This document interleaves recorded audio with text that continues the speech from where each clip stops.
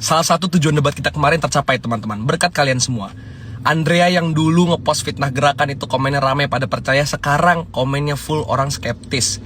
Kita lawan balik hegemoni buzzer dan juga kekuasaan. Sekarang siapapun mereka yang berusaha untuk mendegradasi gerakan publik, berusaha untuk membunuh karakter messenger-messenger yang kritis, yang berusaha untuk merendahkan isu-isu kerakyatan dan keadilan yang kita bawa, demokrasi yang kita bawa, sekarang mereka nggak bisa lagi semena-mena. Mereka nggak bisa segampang itu. Mereka tahu bakal ada yang lawan balik.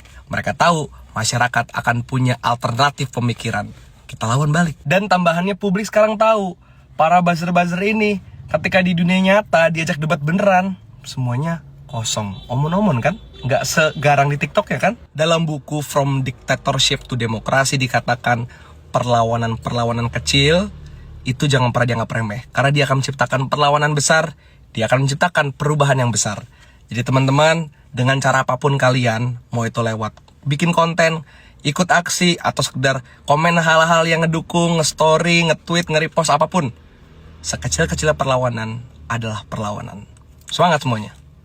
Salah satu tujuan debat kita kemarin tercapai teman-teman, berkat kalian semua. Andrea yang dulu Gue udah tahu si Andre itu buzzer dari tahun 2024. Let me tell you guys.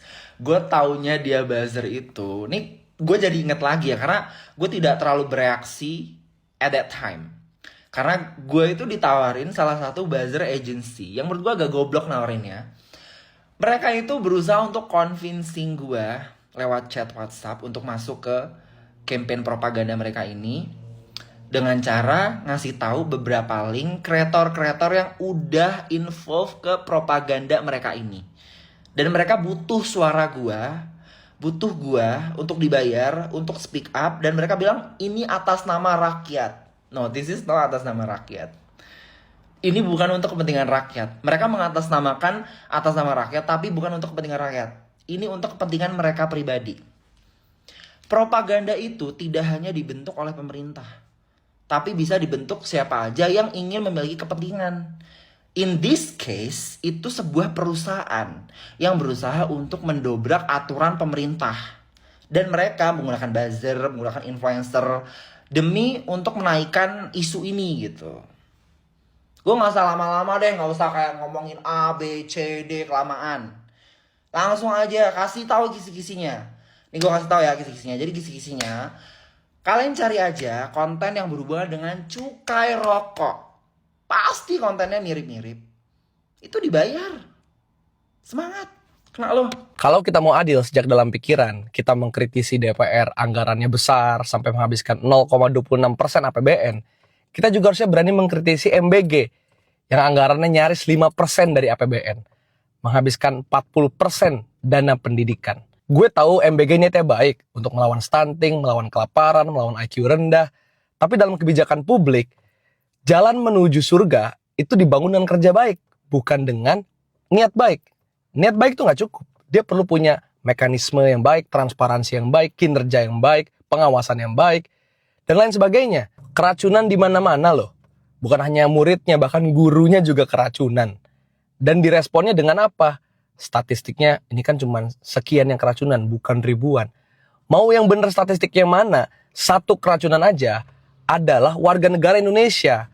Harusnya dijadikan sebagai concern utama.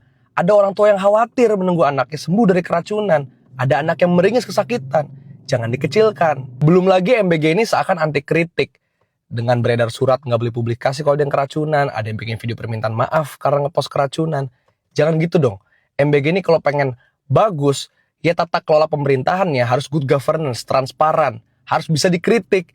Jangan kayak sekarang, ada yang pengen transparansiin hasil dari MBG di lapangan, malah akhirnya dibungkam. Belum lagi dugaan proyek fiktif, dugaan ada pemburu rente, dugaan proyek-proyek yang direbutin. Bukti bahwa MBG dengan anggaran 1 triliun per hari ini masih sangat rawan korupsi, jauh dari good governance. Jadi kalau kita berani dan marah melihat anggaran besar DPR, yang padahal cuma 0,26%, maka kita harus berani mengkritisi MBG yang anggaran mencapai 5% dari APBN. Oke? Ini untuk kita semua. Ingat, niat baik, Thanos juga niatnya baik.